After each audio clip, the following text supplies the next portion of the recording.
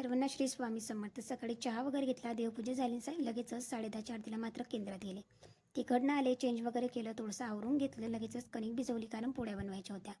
साईडला 2 आलू आणि मटरसुद्धा मी शिजवण्यासाठी टाकले होते आणि पोळ्या बघा इतक्या छान फुगत होत्या ना, म्हणून थोडासा शूट वगैरे सुद्धा घेतला.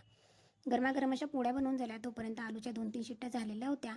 आलू आणि मटर इथे छान असे मॅश करून घेतले. तोपर्यंत छान असा बारीक चिरलेला कांदा टाकला, जिरं मोहरीची फोडणी दिली, नंतर मिरच्या टाकल्या, थोडंसं मीठ टाकलं जेणेकरून कांदा हा लवकर मऊ होतो.